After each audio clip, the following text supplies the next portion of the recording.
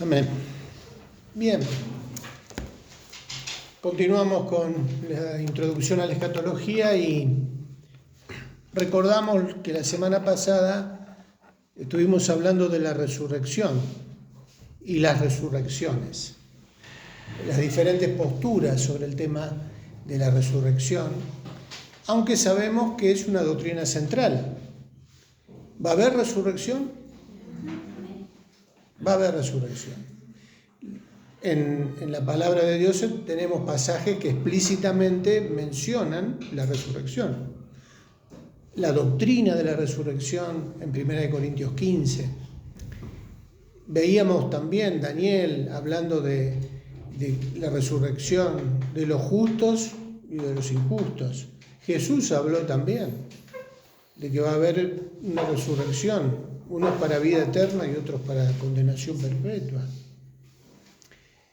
Apocalipsis, Pablo, es un tema fundamental en la doctrina cristiana. ¿Cristo resucitó? Resucitó, Él está vivo. Y su resurrección es nuestra esperanza de resurrección. Veíamos que Él es la primicia, el primero que resucitó para no volver a morir.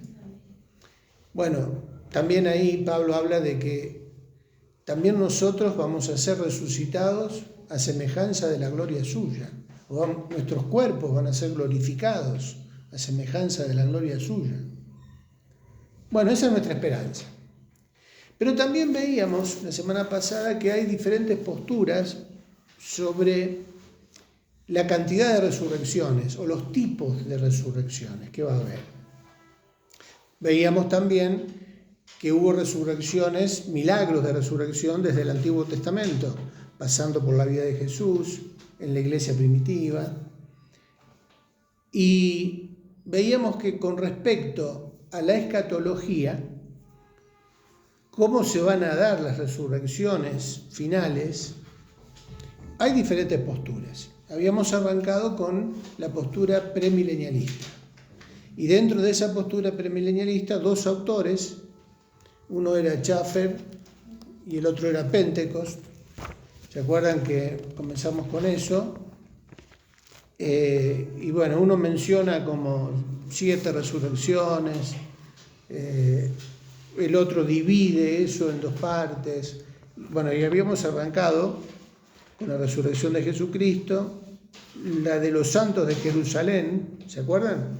Cuando Jesús es crucificado, el terremoto, ¿no? Todo ese sacudón que hubo y que los sepulcros fueron abiertos, ¿no? ¿Quiénes eran esos que resucitaron? ¿Cómo se entiende eso? Porque si todavía Jesús no estaba resucitado, ¿cómo es que se abren los sepulcros? Estuvimos viendo eso. Pasamos por la resurrección de los santos del Antiguo Testamento y veíamos en la línea de tiempo dónde aparecen los santos del Antiguo Testamento, según la postura premilenialista. Y no sé si llegamos a la resurrección de los santos de la tribulación. No. Entonces, vamos al punto E. Estamos, recuerden, todavía dentro de la postura premilenialista. Estamos en el punto A, ¿no? Postura premilenialista. La resurrección de los santos de la tribulación. ¿Cómo andás, Miriam? Dios te bendiga. ¿Estás con una gana de leer el punto E, Miriam? ¿Te animás? ¿Podés? La resurrección de los santos de la tribulación. Se hace mención especial de los que murieron como mártires de la tribulación, diciendo que serán resucitados en conexión con la segunda venida de Cristo para establecer el reino. En Apocalipsis 24, Juan escribe que vio las almas de los decapitados por causa del testimonio de Jesús y por la palabra de Dios, los que no habían adorado a la bestia ni a su imagen, y que no recibieron la marca en sus frentes ni en sus manos, y vivieron y reinaron con Cristo 1000 años. Esta afirmación es explícita en el sentido de que los mártires de la tribulación serán resucitados cuando Cristo venga a establecer su reino. Apocalipsis 25 declara: pero los otros muertos no volvieron a vivir hasta que se cumplieron 1000 años. Esta es la primera resurrección. Surge naturalmente la pregunta de cómo puede ser esta la primera resurrección de los santos del Antiguo Testamento. La respuesta es que la expresión primera resurrección se refiere a todas las resurrecciones de los justos, aun cuando se encuentren ampliamente separadas por el tiempo. Todas ellas son primeras, esto es, antes que la resurrección final de los impíos. Consecuentemente, la expresión primera resurrección se aplica a todas las resurrecciones de los santos sin consideración de cuándo ocurrirían, incluyendo la resurrección de Cristo mismo. Qué tema, ¿no? Qué interesante.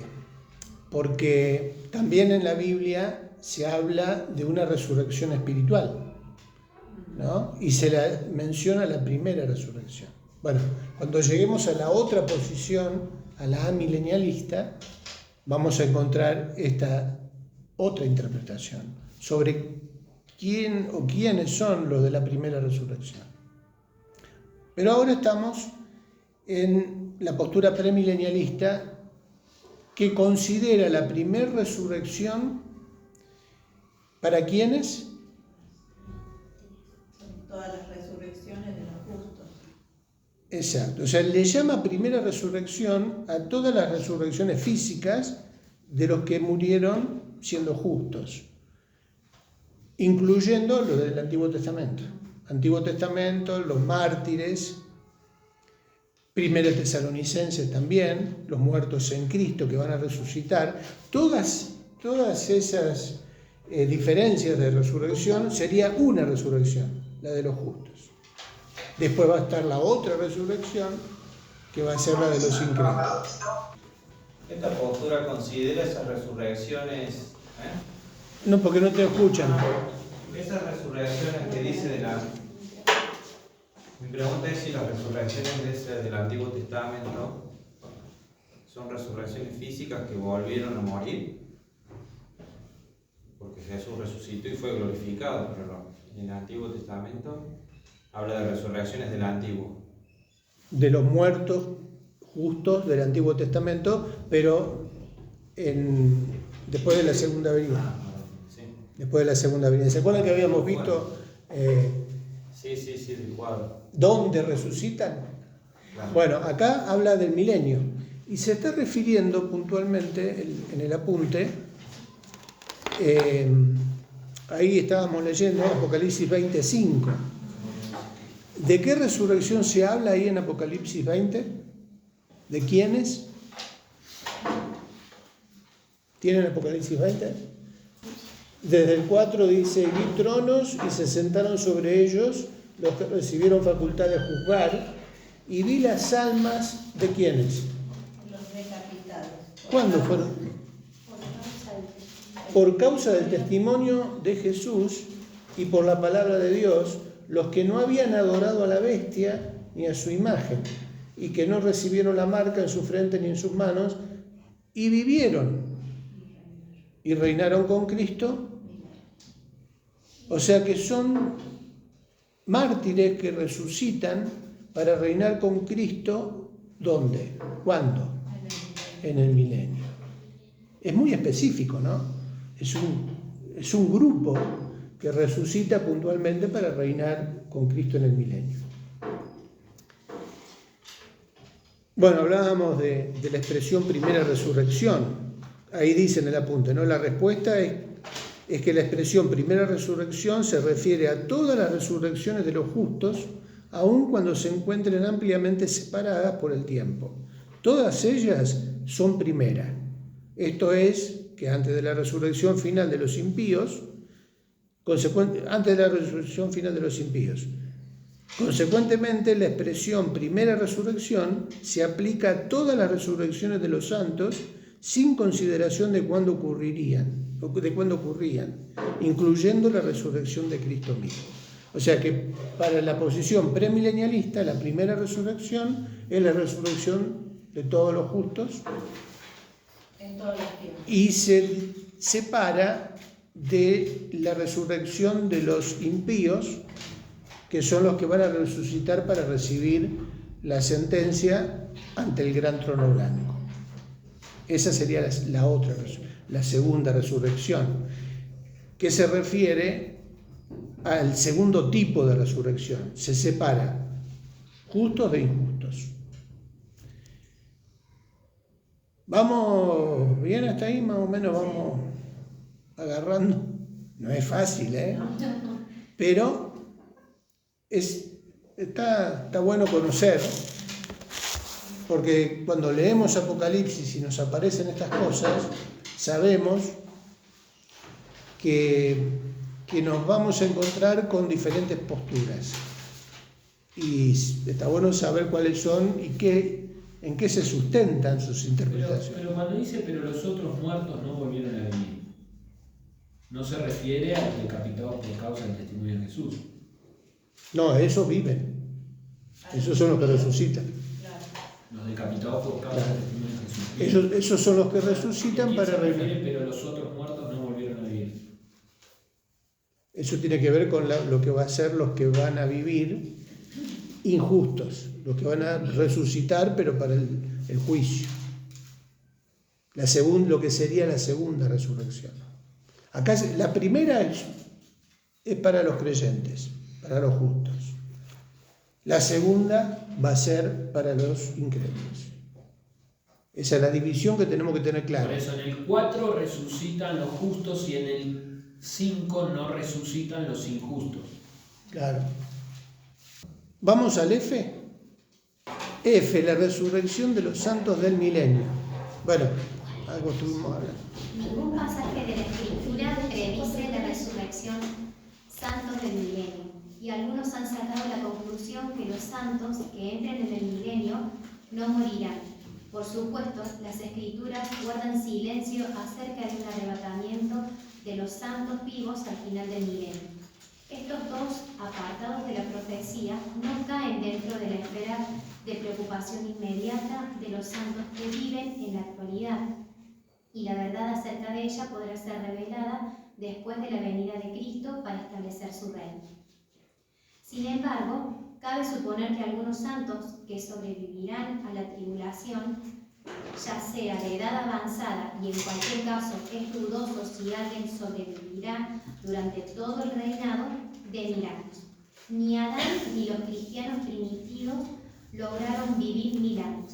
En consecuencia, se puede suponer que aún los salvados morirán en el milenio, aun cuando la vida de ellos será muy larga. Según Isaías 65:20, no habrá más allí niño que muera de pocos días, ni viejo que sus días no cumpla, porque el niño morirá de 100 años y el pecador de 100 años será maldito. Esta afirmación, por otra parte, indica que la vida será prolongada mucho. Esto es, que a la edad de 100 años una persona será todavía joven.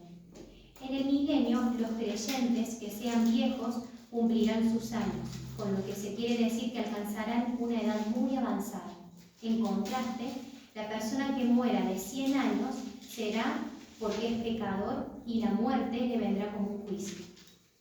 Subsiste la evidencia de que en el milenio habrá santos que morirán y que serán resucitados al final del reinado milenial. Sin embargo, esta doctrina no está fundada sobre un pasaje específico de las Escrituras, pero es probablemente la mejor explicación. Al mismo tiempo que sean resucitados los santos del milenio, serán arrebatados los santos que estén vivos. Esto es, serán llevados de la tierra sin morir, del mismo modo que la iglesia cuando fue arrebatada. Esto será en preparación para la destrucción de la tierra y los cielos que ahora son.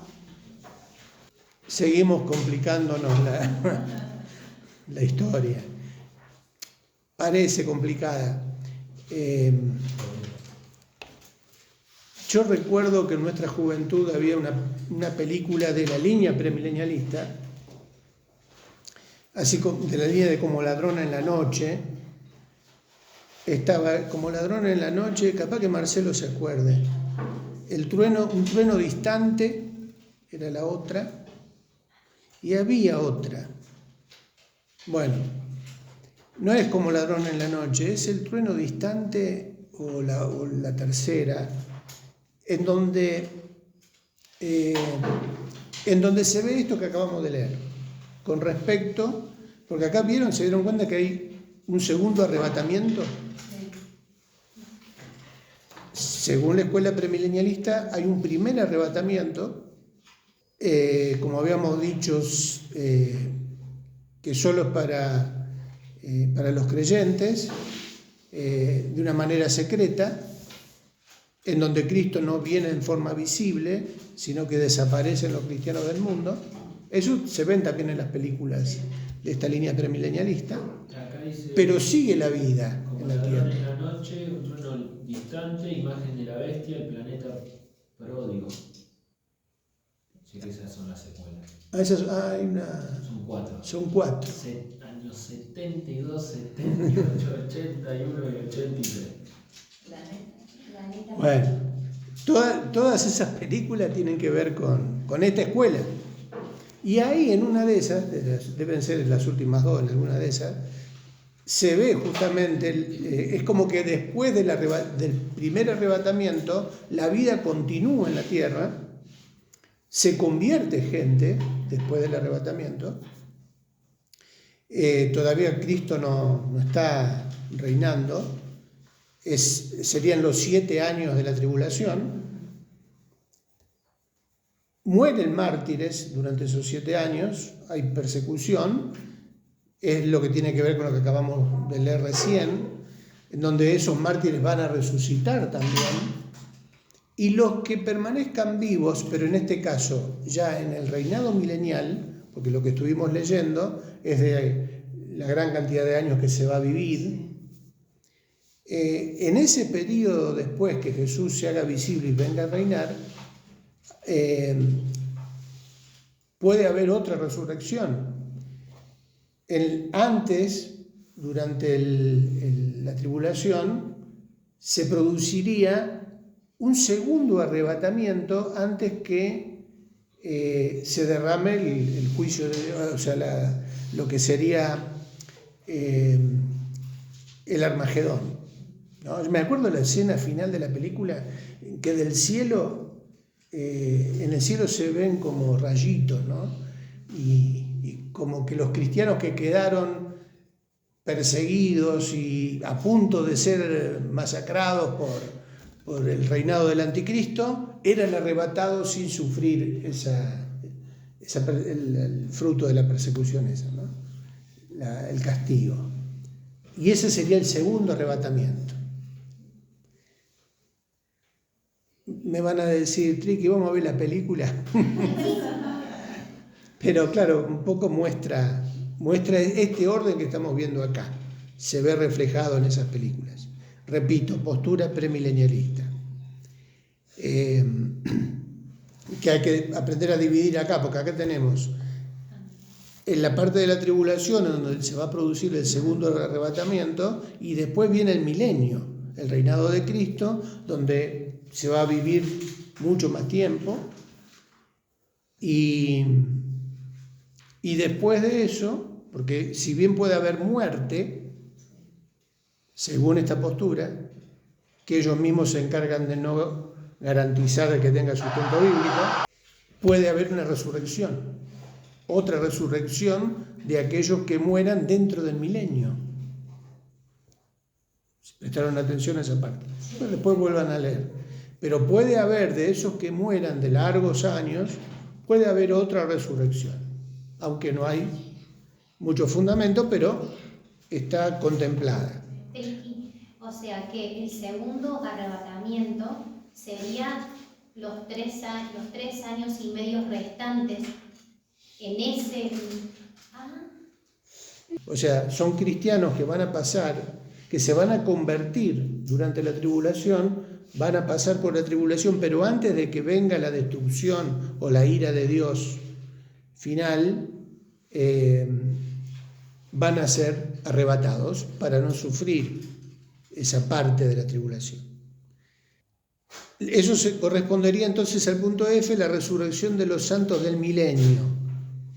Y en el G tenemos la resurrección de los impíos. La resurrección de los impíos.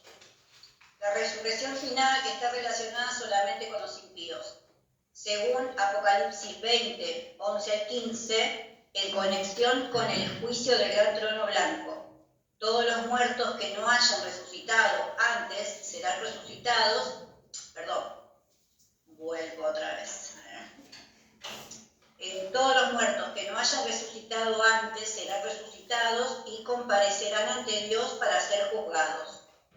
Esta es la resurrección final antes de la creación de los nuevos cielos y la nueva tierra. Los detalles de este juicio serán considerados en un capítulo posterior. Resumiendo, las Escrituras claramente enseñan que todos los hombres resucitarán, como lo resume Daniel. Muchos de los que duermen en el polvo de la tierra serán despertados, unos para vida eterna y otros para vergüenza y confusión perpetua. 12:2. Aunque los hombres mueren, todos resucitarán, pero las resurrecciones no serán las mismas. La resurrección de vida es una gloriosa resurrección en que los cuerpos de los creyentes serán conformados al cuerpo de resurrección de Cristo. Sin embargo, la resurrección de condenación es un espectáculo terrible. Los hombres recibirán cuerpos que les durarán para siempre, pero cuerpos que son pecaminosos y sujetos al dolor y el sufrimiento. Como el diablo y sus ángeles, existirán para siempre en el lago de fuego. Este hecho conmovedor ha hecho que los hombres lleven el Evangelio hasta los fines de la tierra, a fin de que la mayor cantidad posible de personas pueda ser arrebatada del fuego. Judas 23. Y sea liberada de la ira de Dios que ciertamente vendrá sobre los impíos.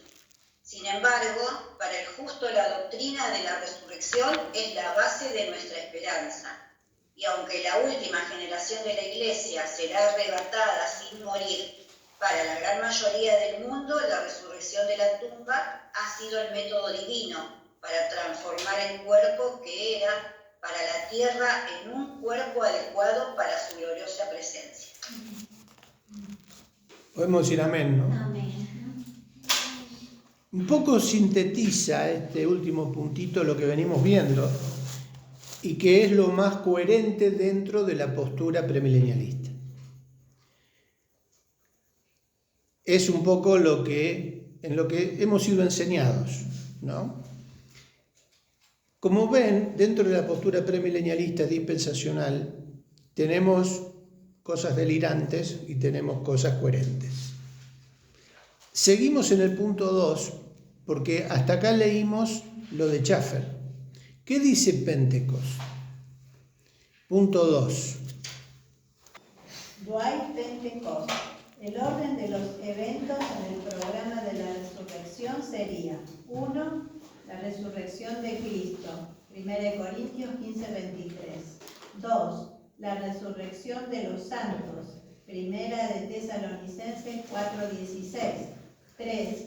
La resurrección de los santos del período de la tribulación, Apocalipsis 20, 3 al 5, junto con versículo 4. Los santos del Antiguo Testamento, Daniel 12:2, Isaías 26:19, y finalmente 5. La resurrección de los muertos no salvados al final de la era milenaria, Apocalipsis 25, 11 y 14. Las primeras 4 etapas estarían incluidas todas en la primera resurrección o la resurrección de vida, por cuanto todos reciben vida eterna, y la última sería la segunda resurrección o la resurrección de condenación, por cuanto todos reciben juicio eterno en ese tiempo. Bien. Pentecostés también sintetiza en este resumen un poco lo que tiene que ver con la doctrina premilenialista sobre la resurrección o las resurrecciones. También está claro, coincide con Schaffer, en que la primera resurrección corresponde a la resurrección de los justos y la segunda a la de los injustos, a los no creyentes. Hasta ahí tenemos una semblanza, un resumen de estas posturas dentro del premilenialismo. Y ahora nos toca entrar en el punto B a la posición amilenialista. Luis Trujillo es un autor amilenialista que habla de una sola resurrección. No hay mucha resurrección. Él simplifica. La postura amilenialista me encanta. Me gustaría ser amilenialista acá, pero porque él simplifica todo. Bueno, vamos a leer el punto 1, resurrección física de creyentes. Sí, la Biblia dice que cuando Cristo venga por segunda vez, habrá una resurrección física. Primera de Tesalonicenses 4:17, Primera de Corintios 15:52. Así que vemos que cuando Cristo venga, habrá resurrección física de los muertos. Ya hemos visto que la resurrección física ocurrirá cuando Cristo venga. A continuación veremos ciertos versos que nos dicen cuál día será la resurrección de los creyentes muertos, la cual sabemos que será también el mismo día que Cristo venga. Juan 6:38-40, Juan 23:44, 54, 11:24. Aquí encontramos que de acuerdo a Jesucristo, dos cosas son reales. Uno, la resurrección física y corporal. Dos, que tomará lugar en el día final.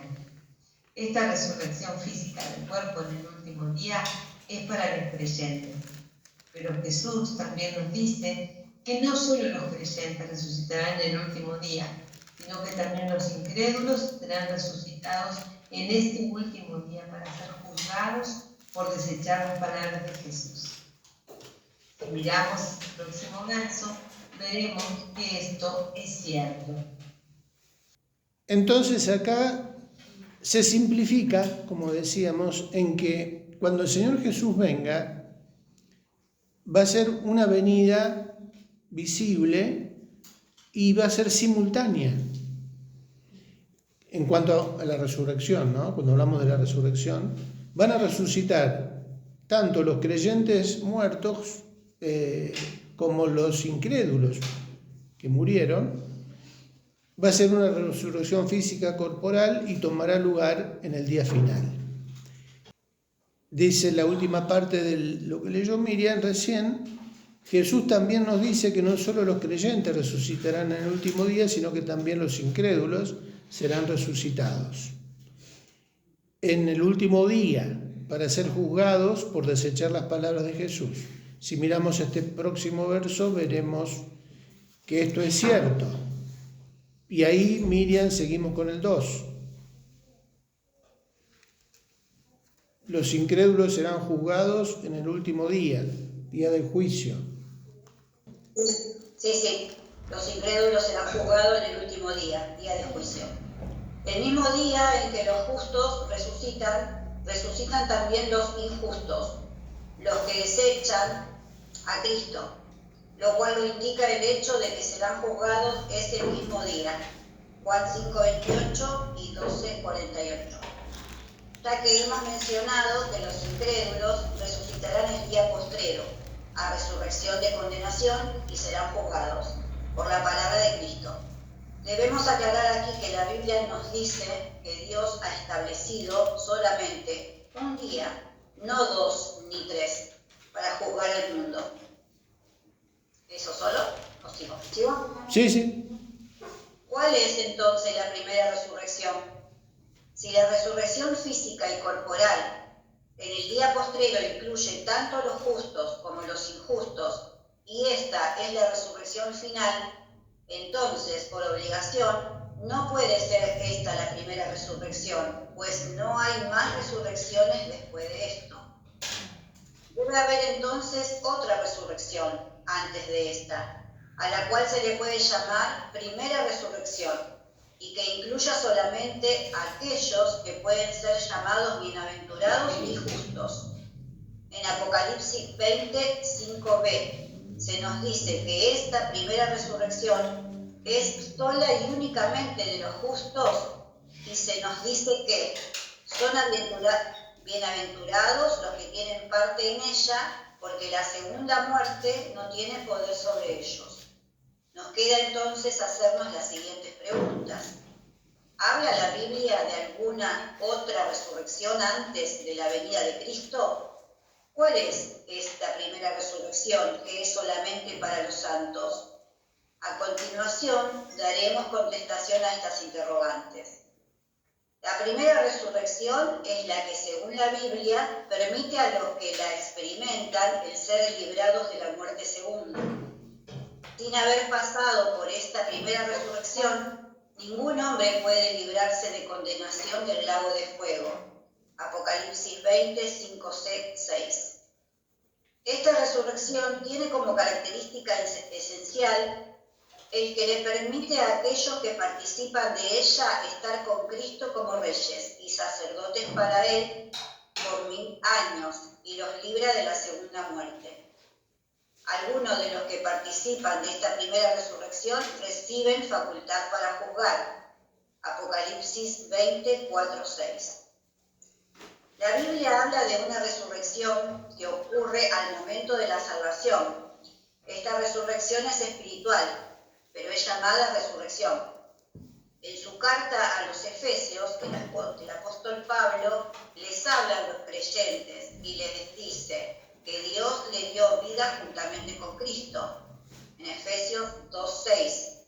Esta resurrección usa exactamente las mismas palabras y conlleva la misma idea de lo que se menciona en Apocalipsis 20, 4 al 6.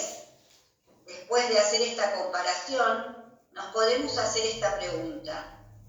¿Será esta la primera resurrección? Contestamos que no puede ser otra, sino en realidad esta es la primera resurrección de los creyentes.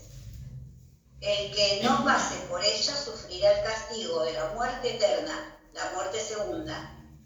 Además se menciona que el creyente resucitado está sentado juntamente con Cristo en los lugares celestiales. Romanos 6, 4, 5 y 11. El apóstol Pablo nos habla acerca de la resurrección que ocurre en cada creyente al momento que recibe a Cristo. El bautismo del Espíritu Santo, en 1 Corintios 12:13, une al creyente a Cristo y le da vida, lo resucita, para que ande en vida nueva, vida espiritual. El apóstol dice que debemos de considerarnos vivos para Dios, así que concluimos que la primera resurrección en el nuevo nacimiento es el nuevo nacimiento. Juan 5:24. Cuando el creyente se convierte, la Biblia nos dice que ha sido muerto y resucitado con Cristo, Romanos 6, 5, que ha pasado de muerte a vida y no vendrá a condenación de la segunda muerte. Aunque Cristo murió hace cerca de 2000 años, cada vez que un creyente nace de nuevo, esto se relaciona a la muerte y resurrección de Cristo como si hubiera estado presente cuando el suceso ocurrió. De la misma manera, cuando Cristo se sienta en el trono celestial después de subir al cielo, los creyentes también están espiritualmente sentados juntamente con Él desde ese momento. No importa cuándo se ha convertido. Efesios 2:5. De la misma manera, el mensaje de Apocalipsis 20 nos deja ver la realidad de que aquellos que mueren y cuyas almas van a estar con Cristo por haber nacido de nuevo, primera resurrección, toman parte de este reinado por 1000 años, es decir, por la totalidad del reinado desde que éste comenzó en la ascensión hasta que termina en su segunda venida. Solamente los que fueron partícipes de la primera resurrección, el nuevo nacimiento, pueden tener parte en este reinado con Cristo. Y son bienaventurados y santos. La muerte segunda no tiene potestad sobre ellos. Muy bien. ¿Está interesante? ¿Podemos decir que estamos de acuerdo o en desacuerdo? No podemos decir. Yo estaría de acuerdo. Porque está explícitamente enseñado en el texto bíblico también lo que es la primera resurrección. Pero en este caso, ¿cuál es la diferencia con la postura premilenialista? Relacionándolo con la escatología, ¿no? Con la segunda venida y la resurrección. Para el amilenialismo, ¿cuál es la primera resurrección? El nuevo nacimiento. El nuevo nacimiento. ¿Está mal? No. No. Porque por esos textos que están ahí citados, se interpreta correctamente de que se refiere a un nuevo nacimiento espiritual. Pasamos de muerte a vida.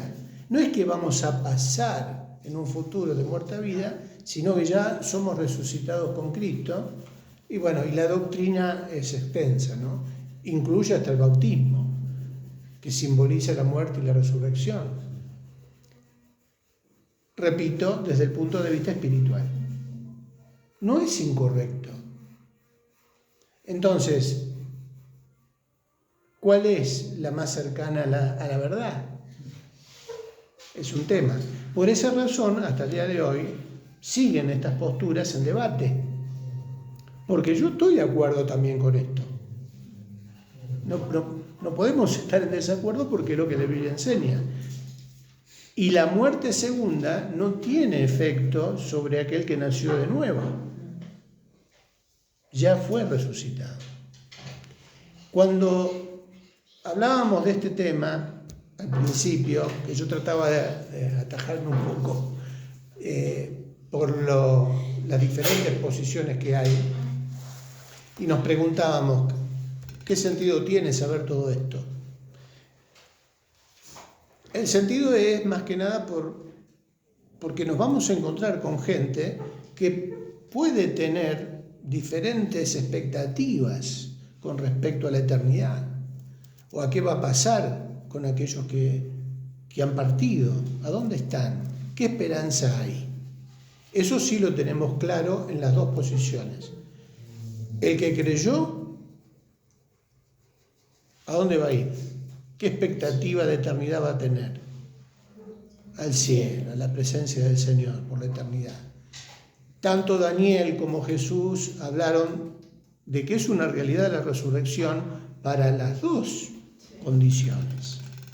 Unos para vida eterna y otros para vergüenza y confusión perpetua. Eso es central. ¿Cuándo va a suceder? Si la primera va a ser, la primera resurrección es la de los justos, si la segunda es la de los injustos, si la primera resurrección es literal para una escuela de interpretación y para la otra es espiritual. Bueno, las dos tienen sustentos bíblicos. Y decíamos que, por ejemplo, la Iglesia Católica es amilenialista. Por eso cuando prediquemos el Evangelio, nos vamos a encontrar con gente que, sin saber que está alineado con una postura o con otra, le enseñaron esa postura a través de la doctrina de la Iglesia, ¿no? Y bueno, y ahí se mezclan otras, no doctrinas, pero sí serían doctrinas como la del purgatorio, ¿no? La misa por los muertos. O sea, estos temas traen subtemas que tenemos que conocer para saber corregir el error y sustentar lo que la Biblia dice, o sea, sostener lo que la Biblia dice, de qué es lo central y lo explícito y qué es lo subjetivo, qué es lo que se puede prestar a otra interpretación.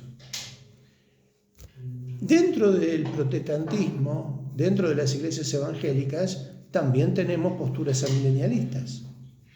Especialmente, últimamente, está de moda la doctrina reformada, las iglesias reformadas, que también están subdivididas entre amilenialistas, postmilenialistas y algún premilenialista.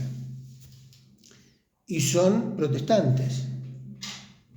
Y las históricas, pero también las evangélicas que surgen de esa línea.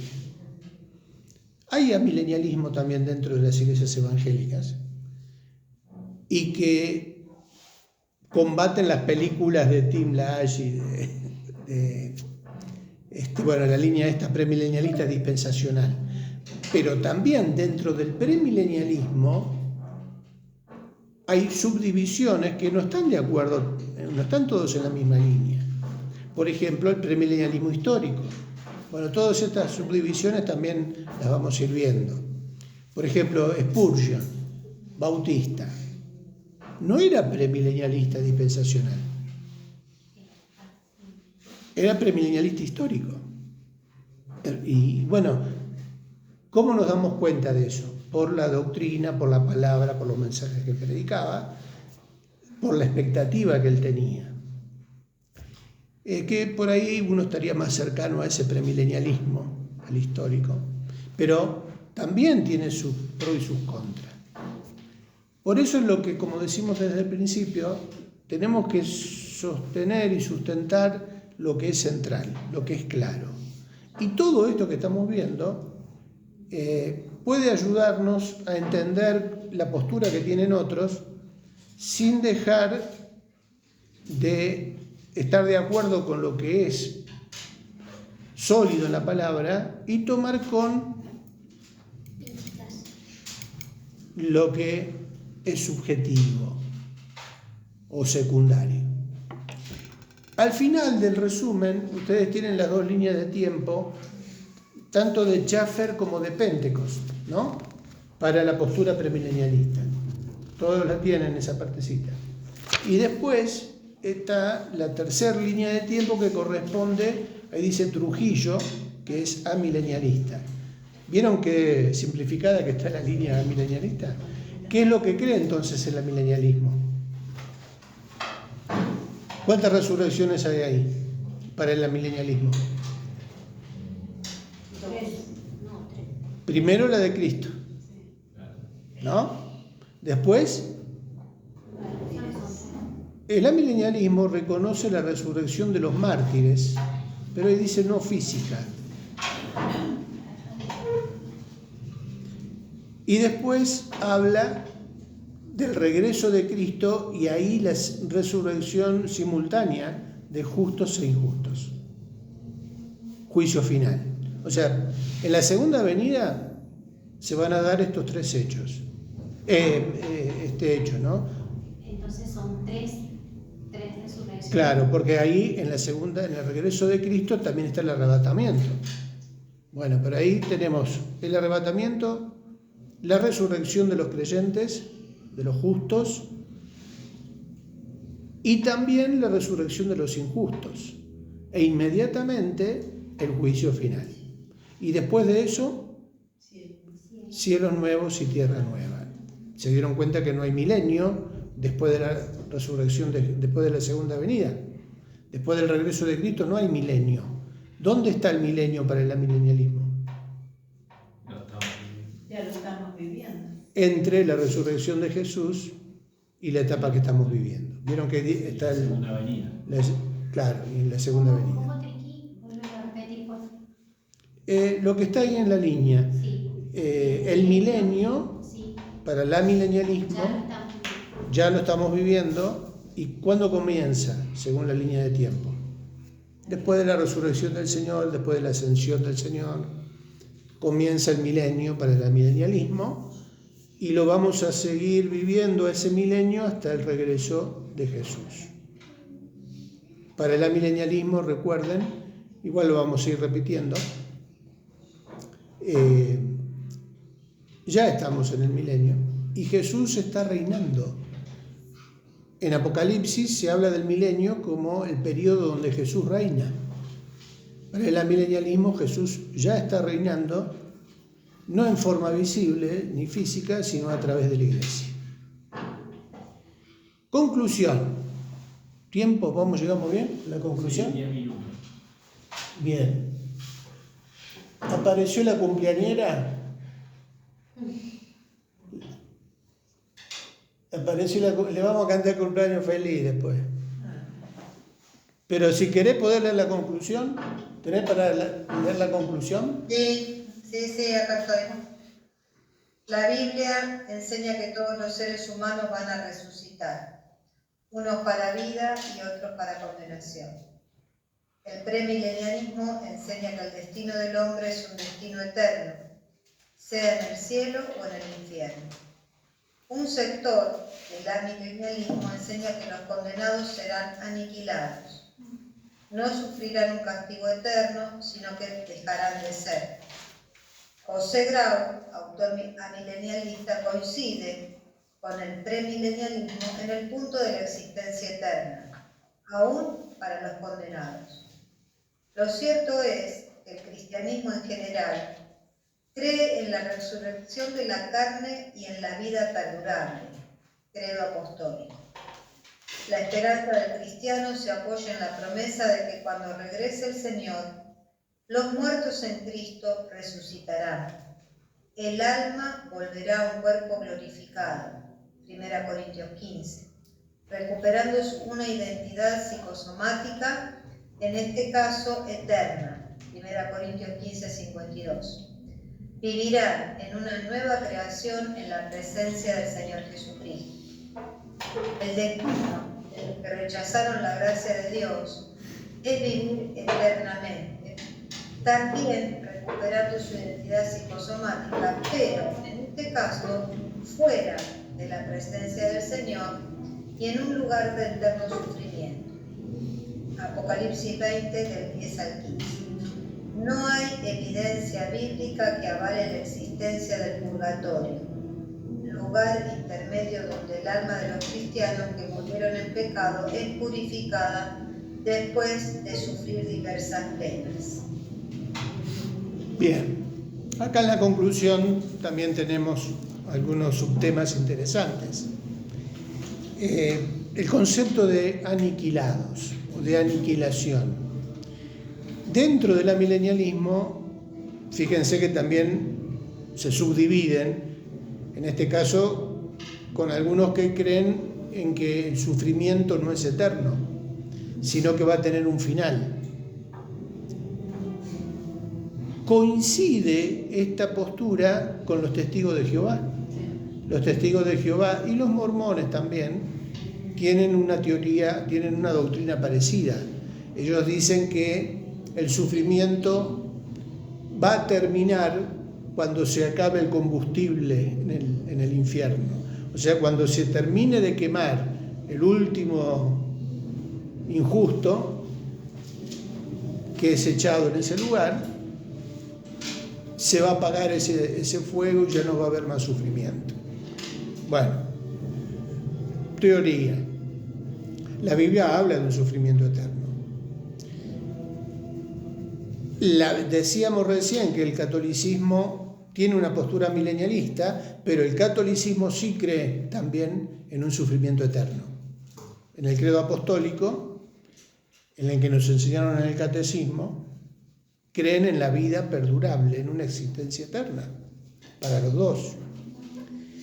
Bueno, en el credo no lo dice explícitamente para los dos, pero sí creen en una existencia eterna y en una resurrección. Y también tenemos, bueno, eso después lo vamos a ir viendo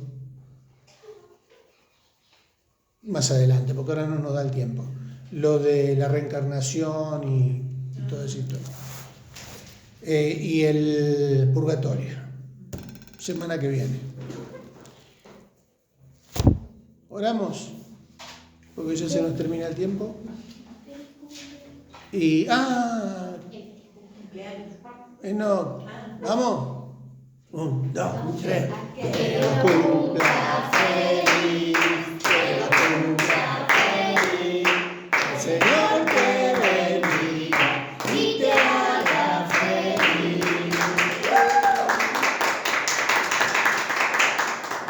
Muchas gracias. Vamos a orar. Vamos a orar. Noé. Gracias te damos, Señor, porque nos permitiste estar juntos, Señor. Gracias por nuestros hermanos que están del otro lado. Te rogamos tu bendición sobre ellos, Señor, sobre nuestra hermana que ha cumplido años. Que tú seas, Señor, en este nuevo año renovando sus fuerzas y su amor hacia ti, Señor. Guarda a su familia, Señor, y te damos gracias porque nos permites estudiar, Señor, y porque tú eres, Señor, nuestra esperanza, Señor. En medio de este mundo, Señor, sin Dios y sin esperanza, tú eres, Señor, lo que nos sostiene, Señor, y lo que esperamos con tanto anhelo, Señor. Gracias te damos por todo, Señor, te bendecimos, te adoramos y nos despedimos en paz en tu nombre. Amén. Amén. Amén.